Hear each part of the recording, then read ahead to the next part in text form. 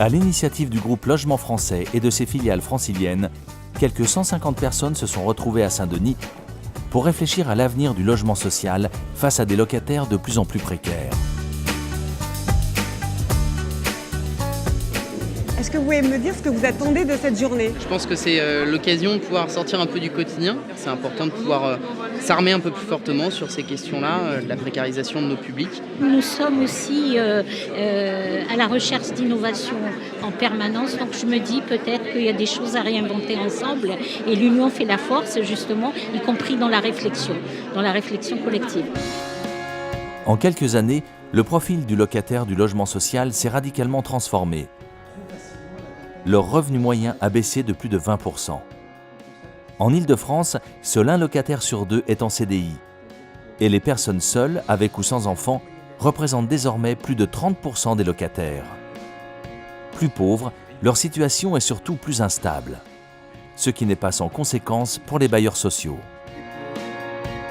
Le travail du bailleur social n'est plus simplement un travail qui consiste à construire des logements, à s'assurer de leur qualité et du fait que les loyers rentrent. Mais maintenant, on l'a appris tout à l'heure, 20% des gens ne payent pas leur loyer aisément.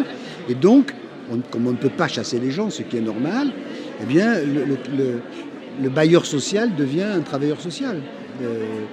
Et c'est un changement de métier et c'est quand même pas simple. Face à cette nouvelle donne, les bailleurs sociaux doivent s'adapter. C'est en tout cas le point de vue défendu par le président du directoire de logement francilien, Gérard Seignier.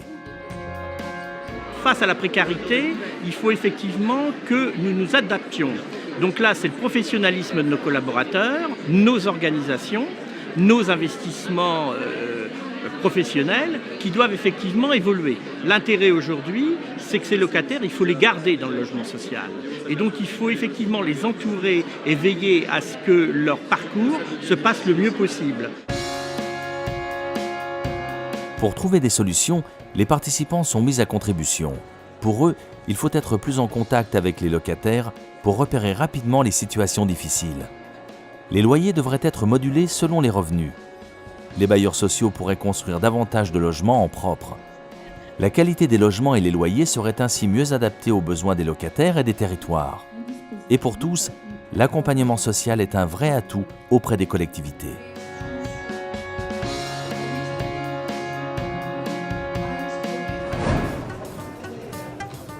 L'après-midi est l'occasion de revenir sur les questions centrales que pose la précarisation des locataires. Faut-il construire différemment? Quel rôle doivent tenir les bailleurs sociaux? Comment accompagner les équipes de terrain? On peut aider les travailleurs sociaux à non pas nous réciter ce qu'il faudrait faire pour bien faire, mais simplement pouvoir parler de pourquoi ils n'ont pas envie de faire, pourquoi ça les a bloqués de faire. Et là, à partir de là, qu'ils puissent établir eux-mêmes les limites de ce qu'ils sont capables de faire pour aider quelqu'un. Il faut arriver à ce qu'ils puissent parler la contradiction dans leur travail. Au-delà de l'accompagnement des équipes, c'est de la conception du rôle de bailleur social dont il est question. Ce qu'il faut développer dans les organismes HLM davantage, c'est le regard sur la population et le fait de considérer que ça fait partie de nos métiers, de prendre en compte la dimension sociale, effectivement, et des besoins sociaux des populations qu'on héberge. Il faut le faire, mais surtout, il faut faire reconnaître qu'on le fait et le faire reconnaître aussi dans nos ressources en disant attention, si il faut prendre en considération dans les budgets des sociétés d'HLM, dans leurs dépenses, tout ce qui va aller vers l'accompagnement social, qu'on le fasse directement ou indirectement. La question du logement et de la précarité passe aussi par le prix du loyer et de la construction. Quel type de logement social faut-il bâtir pour loger les plus démunis, mais aussi pour assurer la mixité sociale?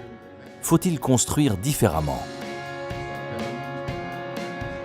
Il y a certainement aussi, on peut se dire, la question de quel type d'habitat.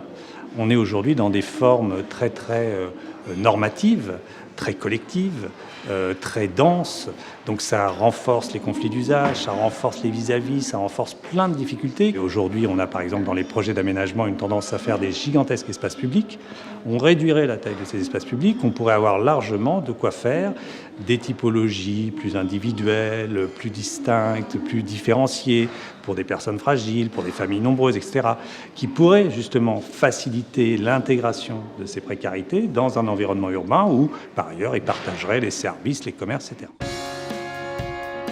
La fin des débats est consacrée à l'action de l'État et de la réforme territoriale en cours. Et à l'issue de ce colloque, le bilan pour Éric Madelrieux, président du directoire de coopération et famille, est plutôt positif. On peut se féliciter d'avoir choisi le terme de précarité, le sujet de la précarité, pour finalement aborder ce que doit être demain ou ce que pourrait être demain le logement social. Pour ça, je pense que cette journée est une vraie réussite, même si on n'a pas les réponses à toutes les questions qu'on pouvait poser et qu'on ne sort pas avec le modèle clairement identifié et idéal du logement social.